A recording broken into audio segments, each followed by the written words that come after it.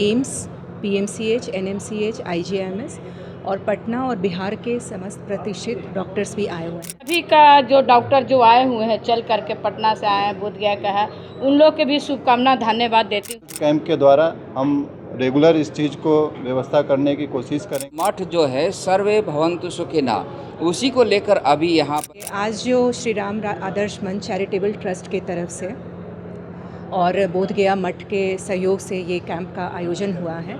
इसमें पटना के तमाम मेडिकल कॉलेज से डॉक्टर्स आए हुए हैं। एम्स, पीएमसीएच, एनएमसीएच, आईजीआईएमएस और पटना और बिहार के समस्त प्रतिष्ठित डॉक्टर्स भी आए हुए हैं। प्रभात मेमोरियल से आए हुए हैं और शंकर नारायण हॉस्पिटल से आई चेकअप के लिए आए हुए हैं। तो इसमें सब तरह के मरीजों की जो बेसिक जांच होती है, जैसे बीपी और शुगर और आँख की जांच, और डॉक्टर्स अलग अलग स्पेशलिटी के हैं, जिसमें गैस्ट्रो के हैं, जनरल सर्जन हैं, न्यूरो सर्जन हैं, मानसिक रोग विशेषज्ञ हैं, जनरल फिजिशियन हैं, गायनेकोलॉजिस्ट हैं, बाल रोग विशेषज्ञ हैं, स्किन और प्लास्टिक सर्जन हैं, डेंटल के लोग हैं, उसी तरह से कार्डियोलॉजी, नेफ्रोलॉजी और इसी तरह से जितने भी ब्रांचेस हैं वहाँ से स्पेशलिस्ट डॉक्टर्स लोग आए हैं। और आज का हमारा लक्ष्य है कि कम से कम 200 मरीजों का हम लोग एक हेल्थ स्क्रीनिंग, दवाइयाँ उनको दी जाए और स्पेशलिस्ट ओपिनियन दिया जाए, और किसी को अगर गहन जांच की ज़रूरत हो भविष्य में तो वो या तो गया में या पटना में इन सब अस्पताल में आकर के हम लोगों से संपर्क करके अपना जांच और अपना इलाज करवा सकते हैं। धन्यवाद।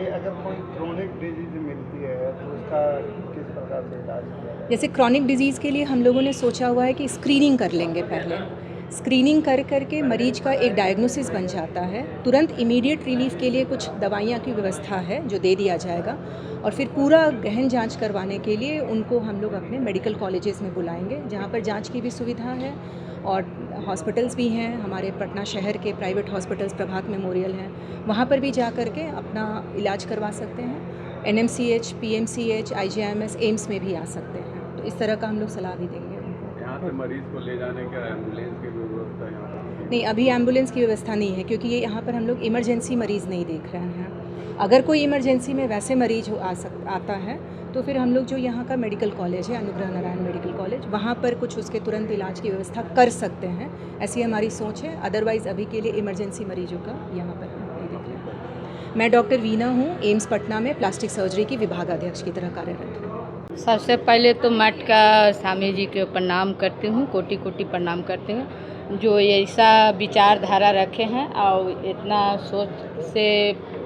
विचार रखे हैं, इसके लिए भी बहुत बहुत धन्यवाद देती हूँ स्वामी जी का, कि मठ के द्वारा ये संचालन हुआ और बहुत अच्छा से हुआ। गरीब का कम से कम एक सूचना जाएगा, गरीब जानकारी मिलेगा, उसके लिए भी हम स्वामी जी के बहुत बहुत धन्यवाद देती हूँ कि ये विचार रखे मठ का द्वारा से गरीब के लिए एक सोच बना है, उनके द्वारा से उनका एक विचारधारा बना है, उनके लिए भी बहुत पेना हम ये करती हूँ।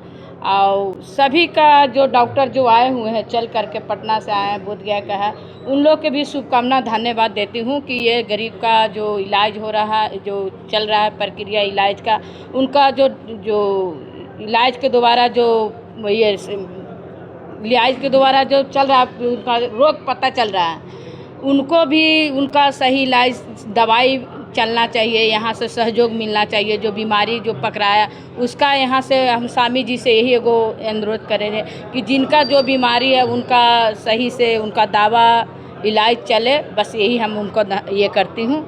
और बाकी सभी डॉक्टर के लिए मैं धन्यवाद देती हूँ कि आए हैं चल करके, गरीब का अच्छा से इलाज होवे, अच्छा से उनका दावा बीरो जो है उनका सहयोग मिले, बस वही मेरा कहना है। अब आप लोग का मीडिया वालों का सबका बहुत बहुत धन्यवाद देती हूँ। बस मेरा ये श्री राम आदर्श चैरिटेबल ट्रस्ट है ये पटना में। तो इनका मेन उद्देश्य है कि हम लोग समाज में लोगों को कैसे स्वस्थ रखें। तो केवल इलाज नहीं, उसके लिए सलाह ज़्यादा ज़रूरी है। हॉस्पिटल में केवल इलाज मिलता है, लेकिन सलाह जब हम इस मठ के द्वारा जब करते हैं तो मठ में आचरण और हमारा व्यवहार जो है, दैनिक दिनचर्या है, उन सब चीज़ों से आधे रोग दूर हो जाते हैं। और उसके साथ अगर हम सही इलाज बताएं, सही सलाह बताएं कि किस डॉक्टर से कहाँ पर दिखाना है, तो बहुत सारे मरीजों को सुविधा हो जाती है। ऐसे वो सीधे चले जाते हैं पटना में, ढूंढते रहते हैं, उनको खुद पता नहीं रहता है कि नेफ्रोलॉजी वाले से दिखाना है कि कार्डियोलॉजी वाले से दिखाना है। तो हमारा इस हेल्थ कैंप का मेन उद्देश्य ये है कि हम लोगों को एक उचित सलाह और मार्गदर्शन दे दें, जिससे कि वो सही जगह पर पहुंच सके। इस हेल्थ कैंप के द्वारा हम रेगुलर इस चीज़ को व्यवस्था करने की कोशिश करेंगे। यहाँ पर मठ के द्वारा हमारे जो महाराज जी हैं, तो ये हमारी आगे भी कोशिश जारी रहेगी कि इस तरह के उचित सलाह के लिए हम लोग हेल्थ कैंप का अक्सर ये प्रोग्राम करें। डॉक्टर समरेंद्र कुमार सिंह, मैं IGMS में न्यूरो सर्जन हूँ और श्री राम आदर्श चैरिटेबल ट्रस्ट का मेंबर हूँ। पहली बार लगता है इस तरह का शिविर का आयोजन किया गया। क्या जी है इस तरह का शिविर? जी, ये श्री राम चैरिटेबल ट्रस्ट द्वारा जो है पहली बार यहाँ पर बोधगया मठ में ये एक स्वास्थ्य केंद्र यहाँ पर रखा गया है, स्वास्थ्य शिविर।